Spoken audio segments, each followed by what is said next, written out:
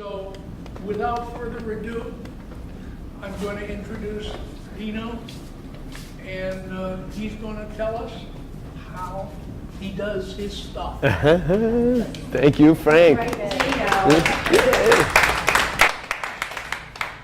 All right, good to see some of you that I've met before, and then some fresh faces, which I like. I think that's awesome. And I did this is my second time doing a demo for Foxborough. The other one was a little underpopulated, and we dug really deep into my what I do and a lot of my other kind of technique, and then kind of danced around my Mandala Magic technique. So this time I'm going to go a little further into it, and my goal is to get you all to even try one, test one out, and at least, and then see if maybe I can make some of you get fascinated into it and join me in this quest to try and figure this stuff out. Because it's a very interesting thing, and it makes you really never look at a circle the same way again. And so mandala is basically an ancient Sanskrit word for circle, and everyone's probably drawn in a circle or done something in circle form before. Has anyone? Has everyone drawn a mandala, or whether you knew it was called a mandala or not? Something about drawing in the circle is just therapeutic. It's beautiful. It's even different than drawing on a square, which is also very therapeutic. Just painting art in general is very great for your soul and everything. And circles are, I think, exponentially more powerful. And Carl Gustav Jung, thought the same. Famous psychologist learned after Sigmund Freud, but I think surpassed him substantially. He delved a lot into the ancients, and ancient cultures really loved the mandala, and they loved it for so many reasons. And I think that we've, in history, and historians have only scratched the surface of why they're so important. Because you find certain designs in nature that are all over the place, and they are the circular form, like the Aztec, just in general, Maya Aztec calendar. This is a giant circle. If you've ever gone to Mexico, you've seen this. The original, I think, is huge, and it's in stone. And I'm partly convinced that it spins, and or it was meant to spin. And I think that a lot of Buddhists and ancient Tibetan history deals with mandalas a lot. They used to have huge ones. They a lot of times would put a human body in the center in a lotus position, and then have the worlds be like all around them. The earthly realm at the bottom, the heavenly realms above. So to them, it's more of there's a circle within a kind of square or a rectangle of more kind of thing. So it's an ancient kind of thing that's really great. But the main thing that I'm going to talk about today is how to animate it, and all the different kinds of methods that occur, and different illusions and mysteries that happen when you spin a mandala. So it takes a regular circle and makes it go kind of nuts. And so this started for me when I was about 15 years ago, or 14 maybe years ago. I drew a spiral. It was my third mandala. And I had drawn my second mandala. I put up on the ceiling, and it spun, and I was like, oh my God, something's here. So I was like, I'm going to try and do something that I know will be very successful and be visually illusion, because I grew up loving illusions. I just think that whenever you can kind of make your mind see something that doesn't seem like it belongs, that it's really cool. I've always been fascinated by that. So I've always on the lookout for them and different things. And so the circle came into my life and just gave me a very good purpose. And so I hung this spiral that took me like 6 months or so to draw, and it's super detailed, one of my most detailed ones. And I actually ended up hurting my back, so I spent a lot of time on the ground stretching, and I needed something to do to look at while I was stretching, because it was so much stretching. And so I basically devised the method to hang the mandala on the ceiling and spin it. And so when I did that, I saw an illusion that was unlike anything I'd ever seen. It was the spiral was going in, it was going out. The more my eyes relaxed, the more amazing it looked. And every time I looked at it, it looked totally different. I saw something incredible in it. There was the different things that would pop out. It looked multidimensional, and I was not even on any drugs or anything. No painkillers. It was totally natural. And my mom saw it too. My parents saw it too. Other people did. So I kind of, right away, I kind of feel like I discovered something that was way beyond what I was capable of understanding. So, and that was actually based on just kind of a mandala spinning, and then viewing it like with just my own eyes, which is a totally kind of different method than some of the stuff that I'll show you. And so that's kind of more of a chaotic method, and it still worked. And I haven't exactly figured out how to activate this particular illusion, but it led me to a few others which are really excellent. And one is I discovered was one of the primitive forms of animation. So has anybody ever heard of a phenokistoscope or a phenokistoscope or a praxinoscope? A zeotrope. Someone's heard of zeotrope, right? The zeotrope was an old film-making device that had like an image in the center and then a bunch of mirrors, like a wheel of mirrors around it. And then you'd kind of, a sequence of images, you'd turn it, and then you'd watch in the mirrors, and it would animate. So it's kind of like this, this is like called a praxinoscope, and you can kind of see from here that it like, so it kind of, the mirrors are angled so that it reflects off the thing below, and it animates.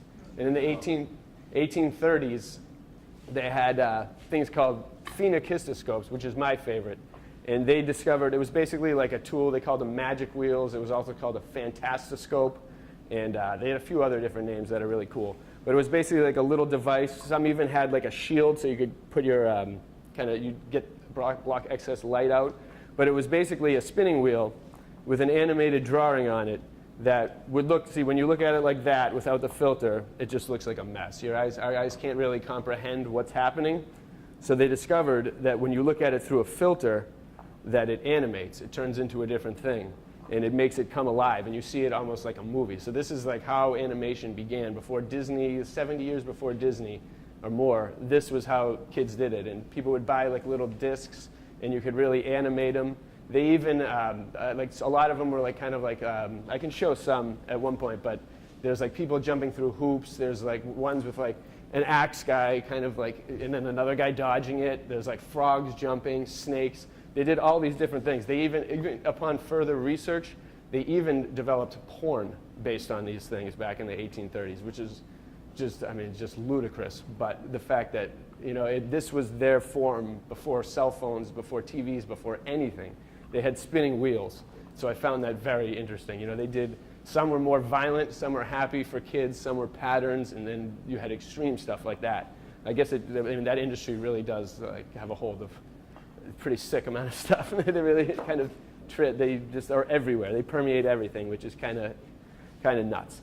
But so I started, and then I really wanted to break it down. So I wanted to figure out exactly what they did. So a lot of the ones from back then were about 10 frames. I'll show you a couple, just so you can see. They have, they did a very kind of simple form of them back in the day, although the designs are very complex because they did a lot of painting. They didn't have Sharpies like I do, so they just did really detailed paints. But it's a very interesting kind of show of what, like just kind of the way they were thinking in the 1830s. You know, there's like different like kind of circus guys. There's different like ballerinas, roses. So there's really so much potential. And you can see like each one of those roses represents what I call a frame or a part. So a lot of them were divided into like 10 parts. That seems to be their main kind of number of things. And so, I don't know, have to see. But so they did things like that, and they kind of took it to one level. But I wanted to take it a lot further. And so I kind of, for you guys, I broke it down. Like teaching this demonstration made me really want to get to the bottom of it and show, basically just kind of set the stages up so I could let everybody kind of get a glimpse of how it all works. So what I'll describe now is just kind of ways that you can think about different kinds of animations, because the potential is absolutely infinite in this. Like anything from just an abstract, like when abstract things work, you know that like technical things will work even better. So it's a combo. There's just so many different areas of art that come into play here, and it's mathematical, but it also doesn't have to be. And I think there's a lot of things that are waiting to be discovered. And so they used to divide it into like 10 parts, 8 parts. But these are what I call like kind of the regulars that you can divide it into. They started doing that in the past, and it's really, they kind of stuck with it because I think the filters, once you have a certain filter, that's another part of it. So if this is like 20 frames per 360, and if this is 20 frames per 60, it will create a certain animation when it spins. But if this is different, it has more slits, it'll create a different animation. If it has less slits, it'll create another different animation. So there's really all these different factors that are kind of working together. And it's, you guys actually caught me right as, like right now I've got a guy in India that he created this app for me called Mandala Magic. And now I have him creating this thing called Mandala Science. Because in my Mandala Magic app, you can take a picture of anything and you can spin it, but it's on a gradient, so you can't tell the exact RPMs. But now I'm in the process, I have them making a program for me so that punches in the exact RPMs, so I can figure out exactly how many revolutions per minute it takes for something to animate and become stable, become like perfect, to reach its state. And I'm very curious because I have this whole plot of how I'm going to research this, and I'm going to be able to try to find links between different numbers of frames per mandala and what speeds they work at, what speeds they harmonize at. And sometimes they all take on different kind of effects and different animation properties, and so I'll kind of show you that before. But so these are the ones, these are kind of the general breakdowns, because I found that every single one of these works. Depending on the speed, depending on the filter, they all work. So the old people, the 1830s, they tended to stick with 10 frames, but you can do a lot more than that. So this one's like 12 parts, and it's 30 degrees per thing. So everything you just really divide by 360. So 360 divided by 30 makes 12 parts. 360 divided by 24 degrees, 15 parts.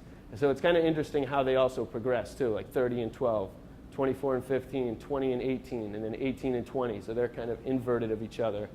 And then 36 parts and 36 degrees, 10 parts. It's kind of the opposite of 10 degrees, 36 parts. But they all kind of relate to each other. But so this is kind of the way of thinking about it, like, because I'd like people, the last people I really had involved in this with me were kids. When I was in an after-school program and the app came out, I was in an after-school program with 3rd through 5th graders, and they loved it. For like a month, we did all these experiments, and they were like my little like scientist like testers, and they did all these kind of experiments, and we were like taking pictures of things in the woods and doing all this stuff. So that was like a year ago. So I haven't had anyone join me since. So I'm eager. So that's what I'm going to try and convince you guys. If I can at least just show you guys that it's something interesting, and maybe one of you tries it, that would be great. So those are the parts, and they're all, for the majority, they're mainly even. But you can even do things like this. So this one's got 16 parts, which is 22.5 degrees. So I called that an abnormal one. But there's also, if you think about it, there's ways to do things in between. Like, I'm a musician as well, and I often think about these as being frequencies. Like, you know, when something vibrates at a certain frequency, it hits a pitch, it hits a particular note that's perfect. And it's almost like when these spin at a certain rate, they hit a particular frequency and note that is perfect, and everything lines up and everything works. So while these are the main possibilities, almost like the prime ones, there are also, I guarantee, a lot more different kind of things that you could fit, like the ones in between.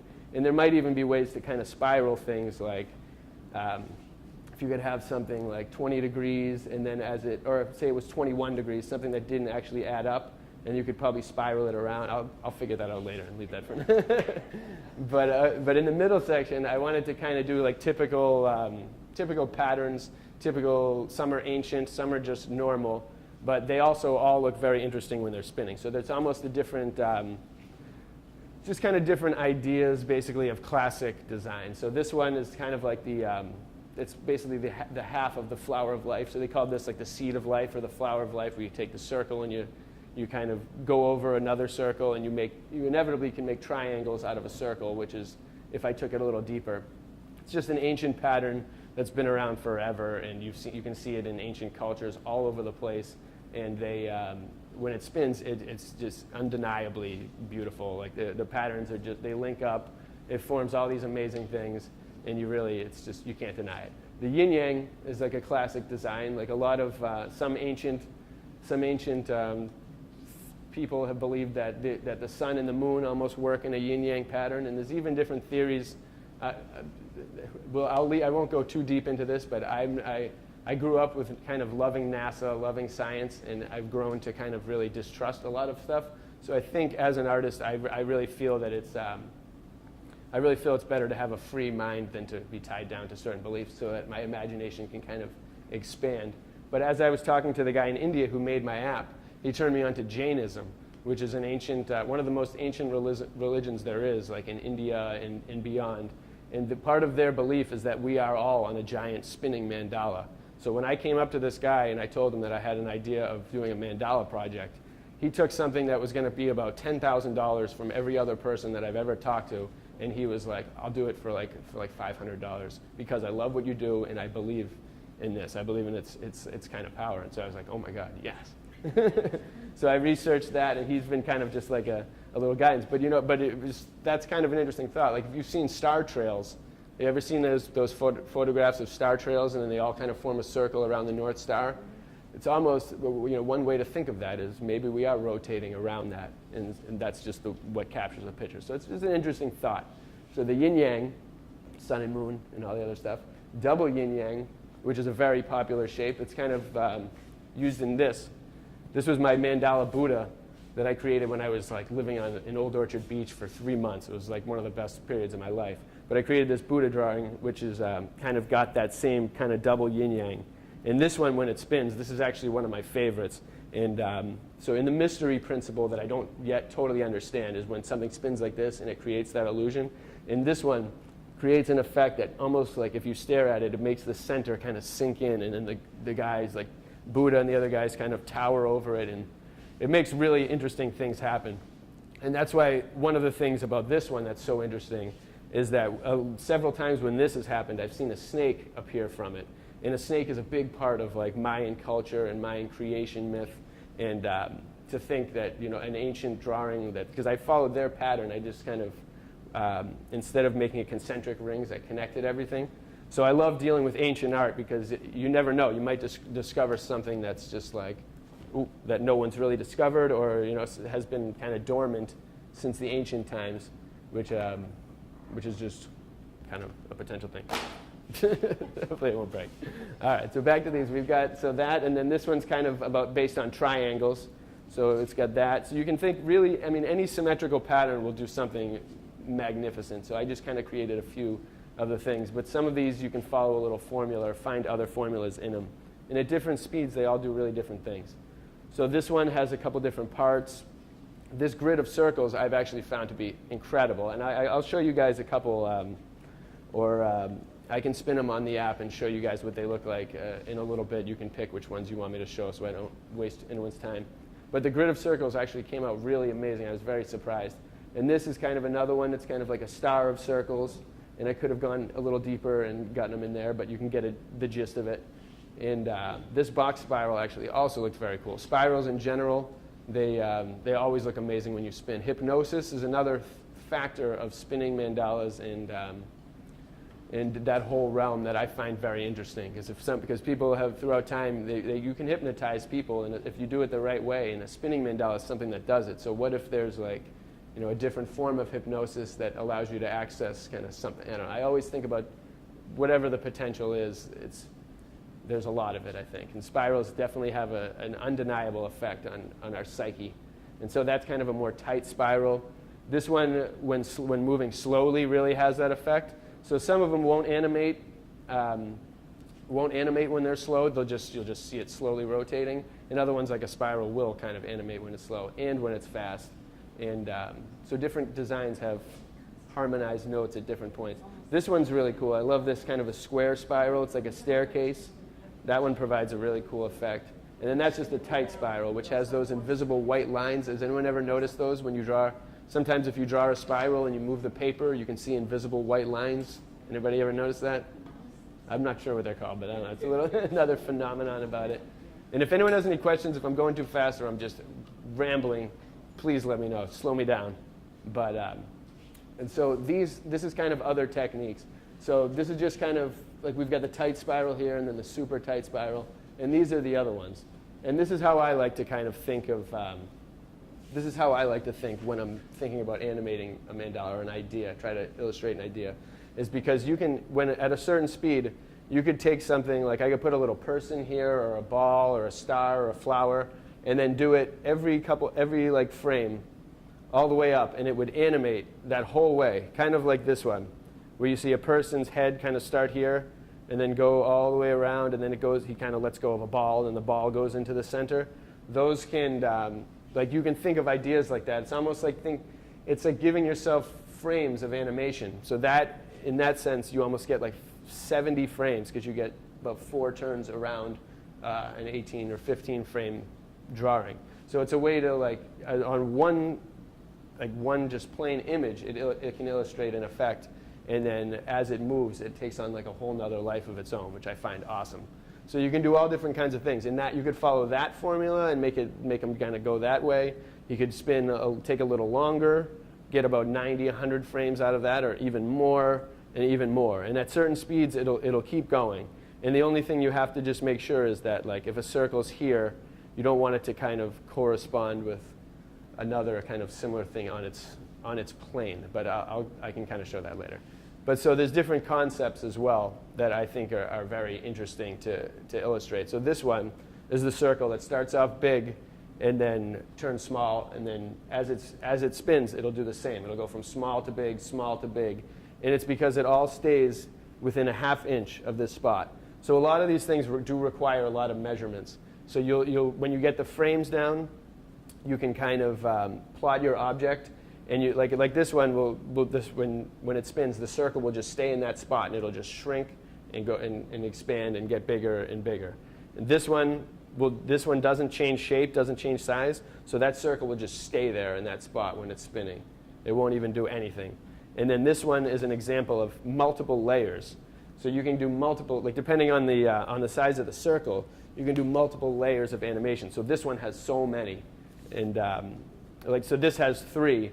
But this one has like the tree, which changes, and then that is on a totally different thing, a totally different grid. So once you have kind of a grasp of this invincible grid spiral system, you can really go nuts. Yep? Do you have an image that you can show us in motion? Yeah, it's fine. Which one do you guys want to see? Let me show, I have some on here that are already on here. And I have a book of my really good ones that I'll show you guys too, and after we get through that little part. I'll just do this real quick. So there's, so that one, the circle grows. This one, multiple frames. This circle stays the same. And then this circle goes from top to bottom. From bottom to top. So it rises. See, it starts down here.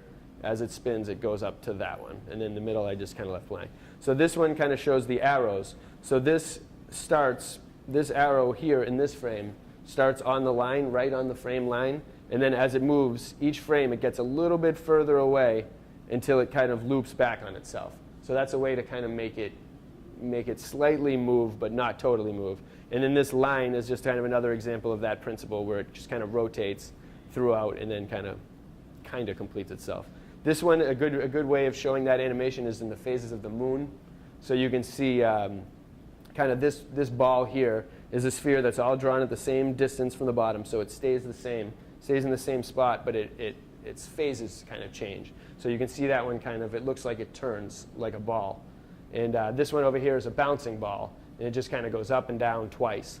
So every time this one will change once, and this one will do 2 bounces. So you can make kind of things work on different timings.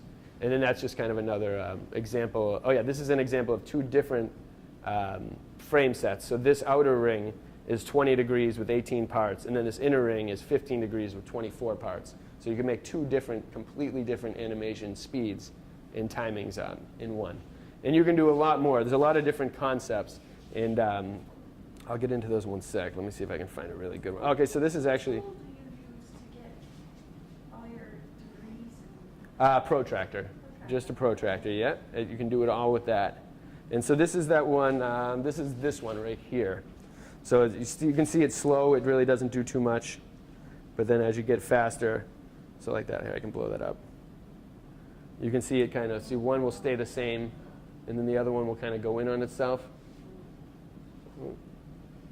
And they get crazy when the colors get involved, because this is all just black and white. When you mix colors and you blend gradients, and you can make, and so instead of making something loop upon itself, like just by rotating, you can make colors like through the color spectrum loop upon themselves, and that's really excellent too. And you can blend different colors, so like even like something like this, if I were to paint this red and this blue, red, blue, you get some almost like a purple or like a mystery color that kind of forms.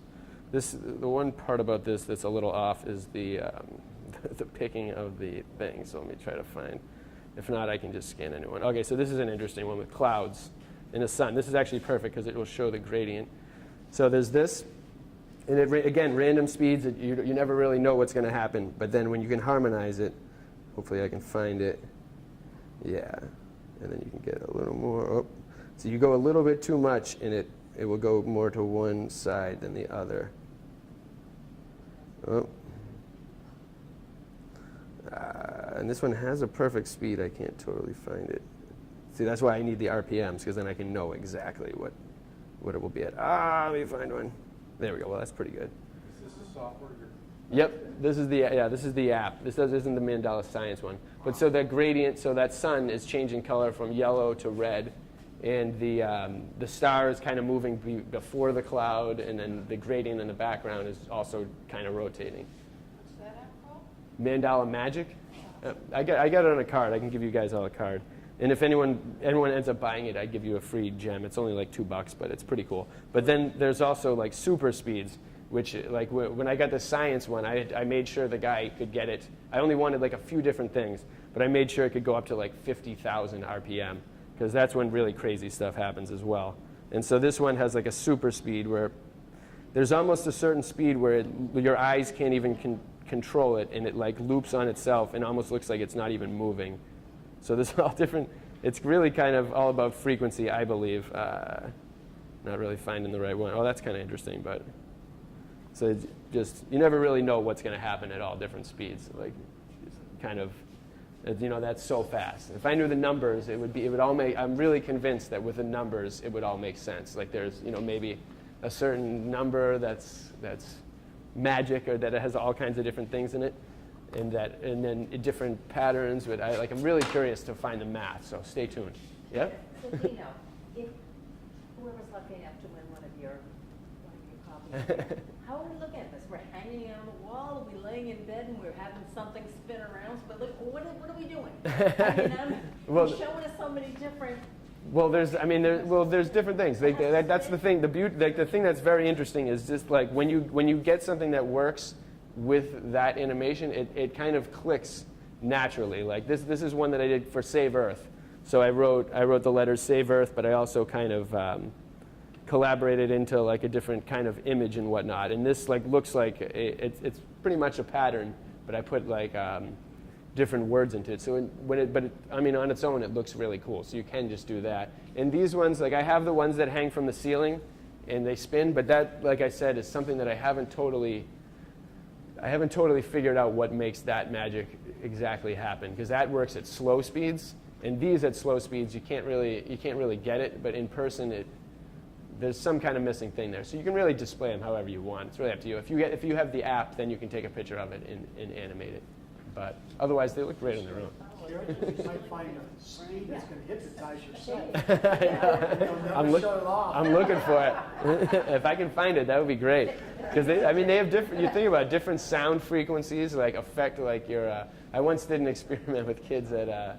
I did all these different courses at that after-school program, but one is I set up a tone generator, and like I tested out random frequencies, and like it's one of the, like sometimes kids would start laughing. One kid got a stomach ache from one of the tones. So it's like you really never know. And with this frequency. These kids, huh?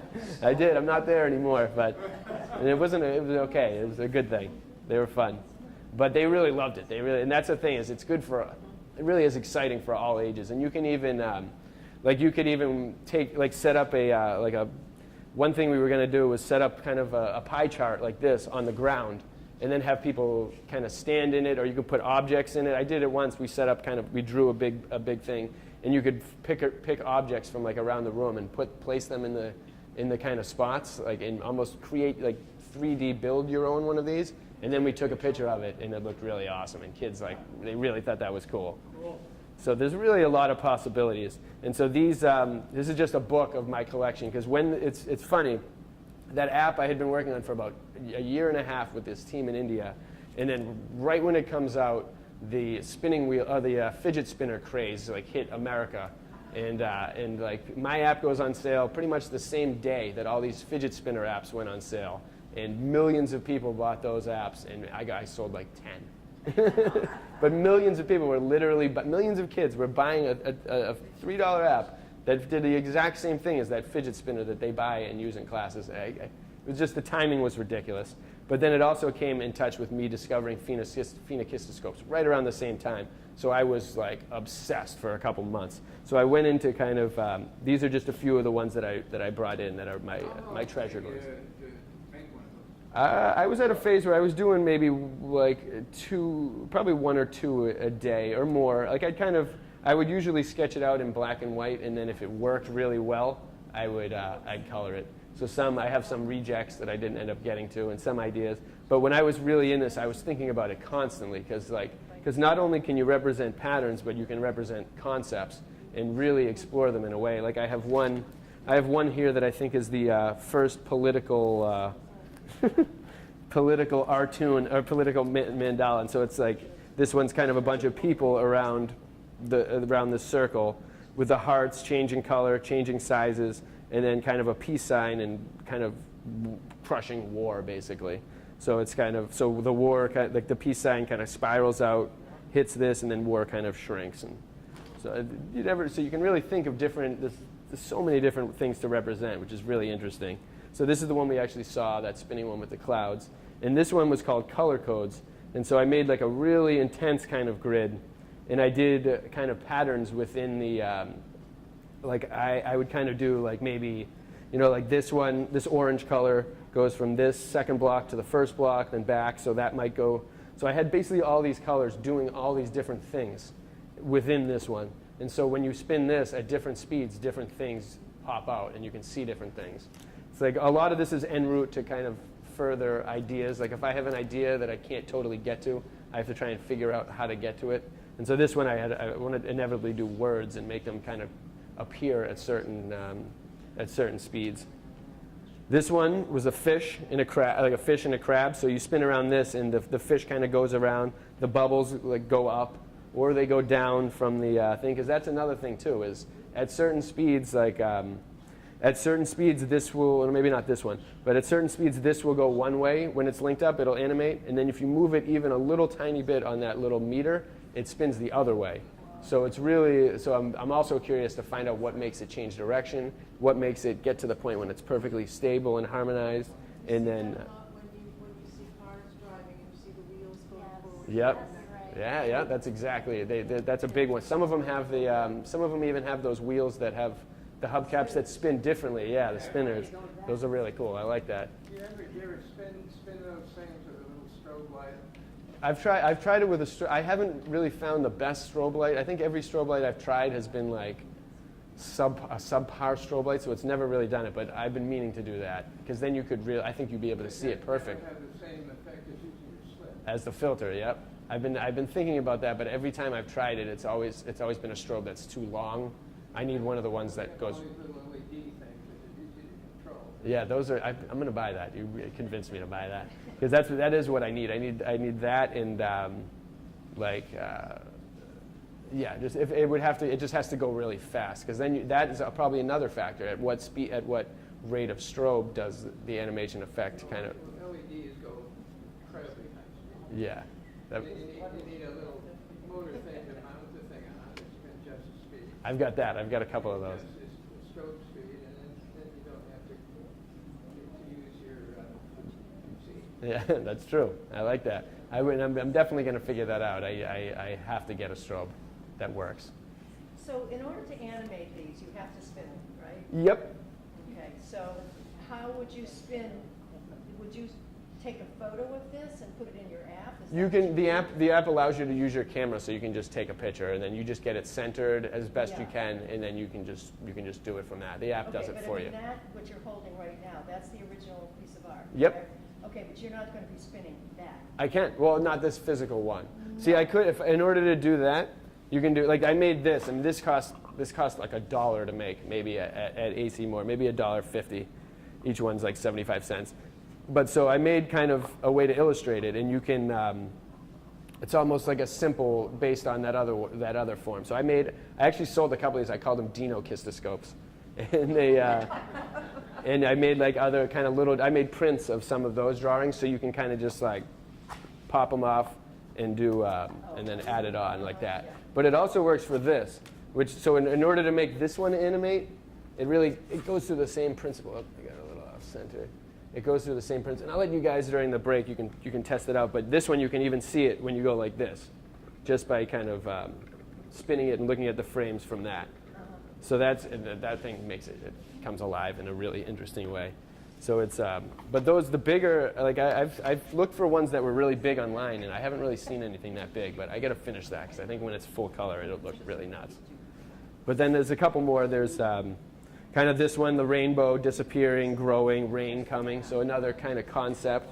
Mandala Magic. I wanted to figure out words, so I have a couple that really show words. So this one, like Mandala Magic, has the words going down. So when it spins, they kind of you see it kind of going around like it says Mandala Magic. It looks like just shapes, but those are all letters. But then this one, I can show you. I did a couple. Yeah, I did art in several forms too. So this is kind of another way to do words. So this is like one kind of spiral with the word art. So it goes from like the T turns into the R and then turns into the A. So it kind of morphs into itself.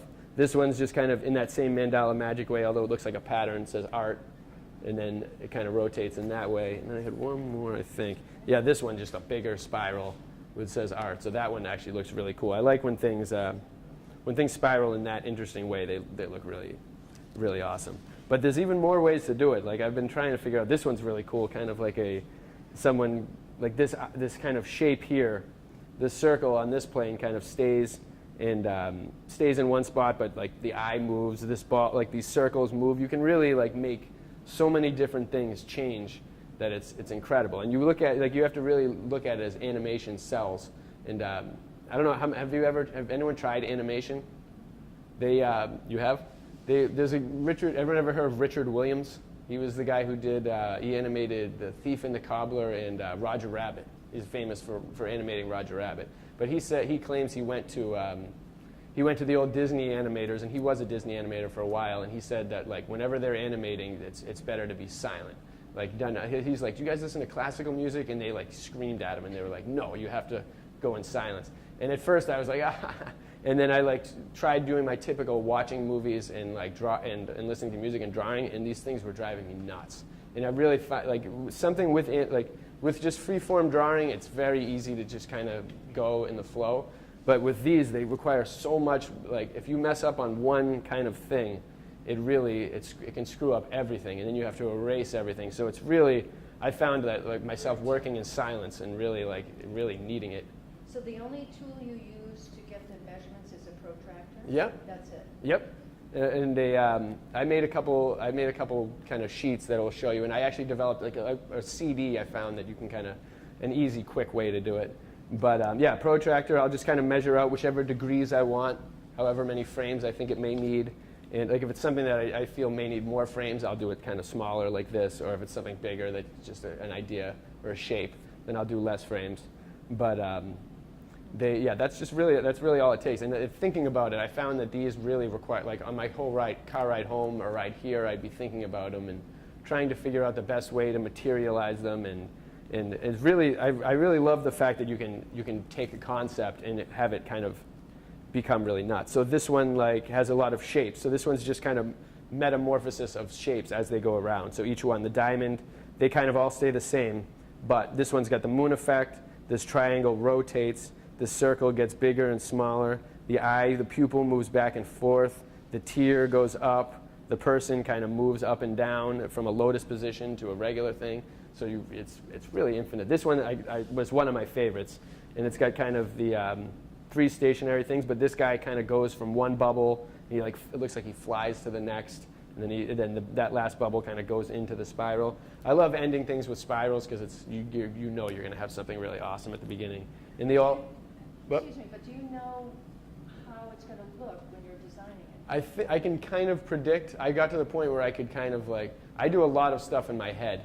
Like I thank God, because I think I'd waste so much time if I didn't. But I've gotten to the point now where I can plan stuff in my head and figure out exactly kind of what I'll need in order to accomplish it. So I'll try it, and I'll always think kind of a few different things. And sometimes I'll test out an idea that just fails miserably, but a lot of times they work. and so like this one, like when something happened in the news, I forget, there's some riot or something, I decided to do a unity drawing and see what would happen when you have a black and white section that are almost mimicking each other and then connecting those. And so they kind of, I'll show you guys that one at some point, but it almost has a strobe-like effect because it's that pinwheel that's spinning really fast, and these colors are kind of doing that. But then at a certain speed, it turns gray, and it like, and then the hearts just kind of go up, and the two almost blend. So it's like at one point it we're separated here and almost opposite, but at a certain speed, we're both melded together in like its own color, a new color. So it takes the concept of unity and makes it really expansive. And the hearts going through, that's the only red color you can see kind of going through. So it takes cool ideas. And this one was another one, like the process of a cocoon and a butterfly coming out of its cocoon. So this one, it kind of starts off as a person.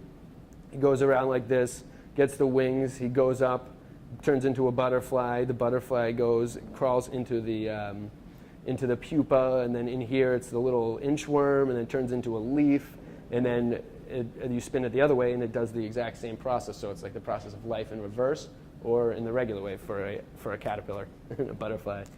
So it's very, very interesting. Like this, a tropical scene where different things can happen. Like the crab kind of walks around, the coconuts fall. This is another experiment I wanted to do where I wanted to see if I could get this guy into the spheres visually.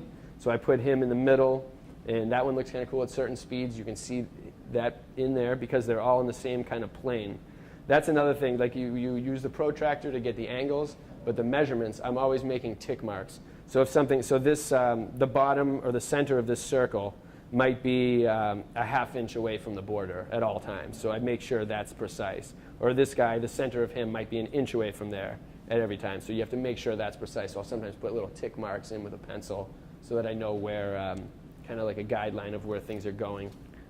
The hourglass, another kind of thing with the kind of squeezing down into a teardrop, he catches it. You really can do it. You can do fantasy, you can do all kinds of different things. A cat grabbing a yarn, so the word cat comes and then it forms a yarn that hangs down. This is a kind of like a walkway. Butterfly, cats, all kinds of different things. So they're really very interesting. Yin Yang, the USA, kind of a patriotic mandala. And then that one looks really cool. And I think that was for 4th of July I did that. The Yin Yang. This one is an alien, kind of an alien abduction, or a guy turns into an alien. Oh yeah, no, that is kind of like a spaceship and an alien abduction. So it's another concept. And a really cool one. So there's all different kinds of things like that. I can show you guys some. Or we can take a break. But I made, if anyone's interested in trying it, how's it going? I made a bunch of sheets like this that are over there. I made 15, which I think is absolutely perfect if everyone were to decide to do it. But you can take it home as well if you want. But these are this is just how it starts, really. And you can really do anything. If you, it's really kind of just an incredible process. And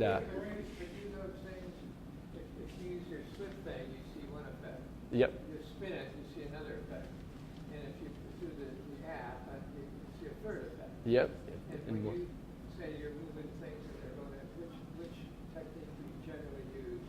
When I'm kind of testing stuff out, Yeah. I'll pretty much always go to the app at one point because it's the easiest. I can just kind of go boom, and then you can see if it's going to work. Yeah. So if it in this I have a lot of there's a few black and white ones at the bottom, at the back. So ones that I haven't colored yet.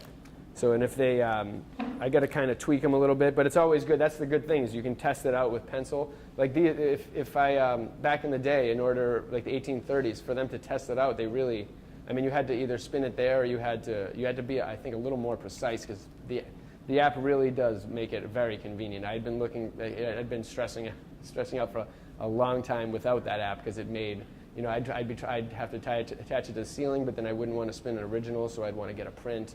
And then if I was attaching it to that, it's always risky. So this kind of allowed it to really be able to happen.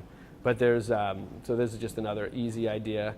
And so it always starts kind of as a black and white. And then when I find one that's worthy of getting taken to the next level, or if I think of an idea, I'll try it. And so this is kind of a guy running, he's getting chased by the ball, and then the ball kind of comes back, so it's almost like he's perpetually not getting caught. But there's all kinds of, it's very interesting. And Which one? Make a perfect spiral, like you have. That I just did with, I just eyed that out. And I didn't use any tools for that. I just kind of, No measurement for that, just. yeah. You can do a measurement. Yeah, so I just kind of, I mean, I can tell if it's like, when I'm turning it around, I can kind of see if it's a little off or if it's straight. And the spirals, and I don't pen it until I know it's good. But I use Sharpies. And then on some, I took like, some that maybe take a little more time to fill in, I'll take like ink and a brush, just if I want to kind of do it a little quicker. Like these, yeah, these were a couple too that I have here actually. This is kind of the bubble. I call it the bubble boy, so this bubble blows up and then the bubble kind of goes. And this is another thing that's kind of interesting. You can actually do these on a record player if you have that's another place where I did do it, is you spin it at 33 RPM and then you kind of do the filter up on top of it and it works. And so some don't even have to be, I don't think I drew this one up there, but some can even take up half or take up a small kind of portion, and then you never know what's going to happen when they spin. So the way I look at it is there's so many like things that up here is a lot of different concepts, and there's just so many more. Like there's, I mean, you could put like dots. I haven't really even tried dots yet, but making a certain amount of dots in a strategic way that kind of could form something when it's spinning, or like even more, or like I said before, the off-kilter ones. So just different frames that aren't exactly mathematically perfect. It's kind of abstract ones, just splashing stuff. You really never know what you're going to get. Like there's been so many times. Like I could just take it. I'll try it now. Actually, we'll take a completely random picture of you guys. So something totally asymmetrical, and then when it spins. And this is another very cool concept. And one thing I wanted to really figure out is at what speed do certain formations form in the center when they spin? Because almost always at a certain speed, you can get a certain really fast speed. You start to see like pentagons or septagons or like really like all these different stars in the center that form. And they're really like you'd never suspect it. Like something. Let's see. Let's see what happens when we take a picture of you all. Like just so smile. All right. So we got that, which is just totally abstract, no symmetry there. And then when we spin it, just see you guys at first. Try not to get dizzy. And then we go like that. It starts to kind of blur. And then different things start to happen. And then at super speed, I can... So yeah, there we go. That's actually perfect. So then look, you go right in, and there's an 8-pointed star there in the center. And that almost forms at the center of everything when it spins. So that's got to mean something. I don't know what, but... And the more you go, the more kind of it comes. And that is like that pattern, like I said, it comes in symmetrical things. It appears in other things. And sometimes it's 5-pointed, sometimes it's 6-pointed. And this is another speed. I have to figure out what speed this is. But this one almost looks like it turns it into almost like a double, it almost inverts it. I don't know what it exactly is doing, but it's spinning so fast that it looks like it's almost formed itself twice or something. I don't even know how you really describe it, but... They really are. It might be. It looks like an eye at the center of that one. Yeah? So yeah, you really know. I mean, there's even a mandala in the middle of that circle, which is pretty nuts. And so you can. There's so many mysteries that I can't like. I don't think I'll ever get bored of it because there's really so many things. And abstract things can lead to things like I'd like to try Jerry's his patterns up there, like some of those different chaotic things. You can't really mathematically figure that stuff out. So chaos is another whole interesting element to the thing. But a mix of chaos maybe and really plotted out perfection would also be very interesting. But as far as I don't know, is that break time? All right, yeah, we'll give you guys a break time. And I have the sheets there. If anyone wants to try anything, you can test it out. It's really because a lot of you guys paint kind of. I've seen you guys really paint like still lifes and different things. So you guys all have like a great amount of skill that I'm very curious about what you would do. Like you can really, it's all about just kind of taking something. Like even if you do a big one, like taking an idea, like it could be anything, a frog, any type of animal, any type of anything, and then changing it a little tiny bit in each one. and then you get to see that change happen. And then one of the ways I like to think about it is to loop it. I think that looping it is the best possible way. So if a frog happens at one, like he's standing there at one point, like maybe he's like this, by the time it goes around again, you want to try and make his motion get back to that point, or wherever he's at, so that it can continuously kind of loop. And then, unless you're doing a spiral, then you can just keep it kind of progressively going. But there are a couple of the interesting concepts. So how do you get the app? It's on. I have a MandalaMagicApp.com. I can give you guys the card, and it has it on there. But MandalaMagicApp.com, and I believe it's still there. Or you can iTunes Store, type in Mandala Magic, and John DiNapoli or something. It should come up. It's pretty good. It's only $2, I think. I'll probably bump it down to $1. It's been a couple of years, but it's pretty good. And the science one is just for me, so that one's I'm not gonna release that one. I'm gonna try and figure that one out. It would cost me more money to make it for other people to be able to get. So I'm gonna figure out the science though, and then I'll tell you all next time. But if anyone wants to try, I've got paper over there. There's pencils. There's erasers. It's very. I mean, even if you just sketch out something, you never know. It might be you might make a discovery. That's what I always told the kids. Is that a book down here at the bottom shelf? Yeah, this is my. This is a book that I did. This is kind of a book that I just like wrote without. This has got all my, kind of like all. This was actually the spiral that I was talking about. This is the one that basically changed it all, and it's just such an in-depth, like intense spiral that's totally subconscious. So it's almost like I call it the ultimate Rorschach drawing. Because I've had people see roses in this, and I've had people see like demons and different things, like depending on their mindset. Like it really, like some.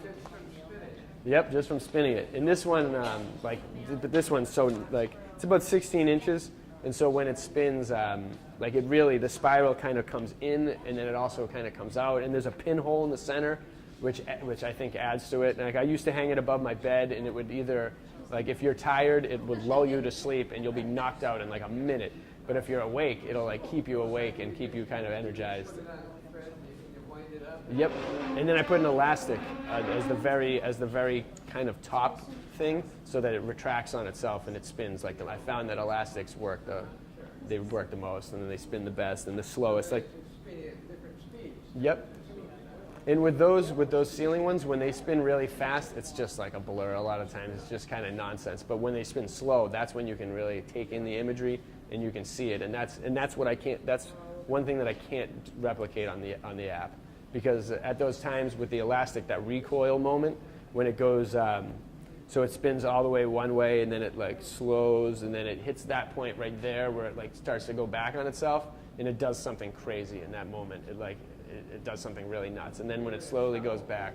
Yeah, because your eyes looking at one movement, all of a sudden it's reverse. Yep. So It does something very interesting, and there's a lot of times too when those other like the hypnotic thing. Like sometimes you'll stare at it so long, and then you look around the room, and the whole room is spinning, or the spiral is like implanted on everything.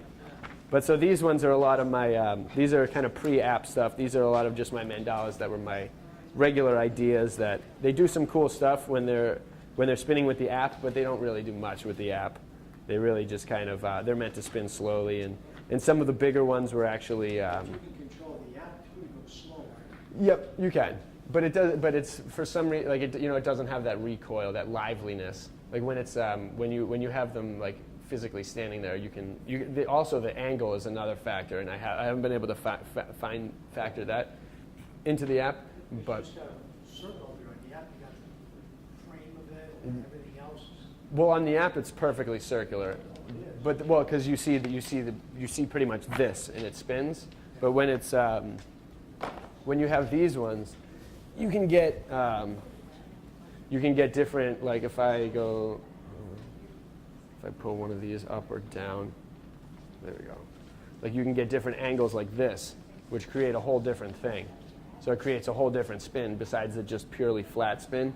So, and then lighting is different. So there's really, I mean, I love these ones because they just like, they do something incredible. And then when they're slow, they come alive. It's like, it's kind of like, when a magic eye, I haven't really been able to see those too much. But when they hit you, or when a certain illusion hits you, and it looks like it's no longer 2D, it looks like it's like really sparkle almost. It has like a new like color. It's just extreme. Like that, my son never could. He stares at it. I can't see those magic islands either. I know how to do that concept, but I can't really see it. And stereoscopic imagery is another kind of thing with the two spheres, and then you can make them. That's the kind of similar thing. Is that effect when it hits you? It's like Creating all free drug, I guess, huh? yeah.